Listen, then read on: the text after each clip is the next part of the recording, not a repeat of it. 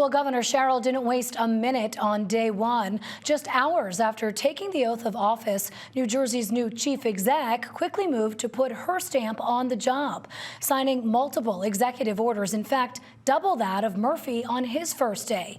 From freezing proposed utility rate hikes to reshaping how the state government operates, political onlookers say she's signaling urgency. Senior correspondent Joanna Gagis has the details and how her actions set the tone for what comes next. Governor Mikie Sherrill had quite the first day. She started by shaking up the Trenton norms, holding her inauguration ceremony at the New Jersey Performing Arts Center in Newark rather than the Trenton War Memorial, and hosting her inaugural ball in the mall at the American Dream in the Meadowlands, where she joined Naughty by Nature on stage for this performance.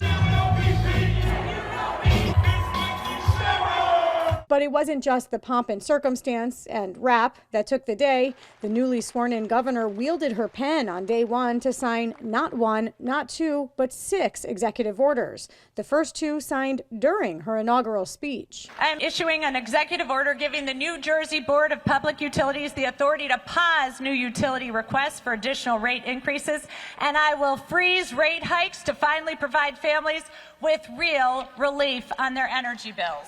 Second, I am issuing an executive order directing the Board of Public Utilities to open solicitations for new solar and storage power generation to modernize gas and nuclear generation so we can lower utility costs over the long term. Those 2 executive orders, or EOs, fulfilled Sherrill's campaign promise to declare a state of emergency for electricity costs on day one. Problem solved? Not even close. But Rider University's Micah Rasmussen sees these more as an indication of the governor's priorities. I think what this does more than anything else is prioritizes her administration's focus on this issue. And it says to her day-to-day administrators, this is what I want you to make our priority. I want the agencies across government to collaborate on this. I want you to focus on this. I want this to be part of the work that you do. I want it to be top of mind. Top of mind is clearly government transparency and accountability with the next 2 EOs. Number 3 continues a code of conduct for behavior within the governor's office, also signed by Governor Murphy on day one. And EO number 4 creates a chief operating officer within the governor's office, a position Sherrill says is designed to drive efficiency, transparency, and accountability across state government. But EO number 5 fulfilled a campaign promise to the business community to cut permitting delays and costs, part of her, quote, save you time and money agenda. I do think that this is reaching across the divide. It's reaching across Trenton to the business community. It's reaching across to conservatives. It is reaching across to business owners.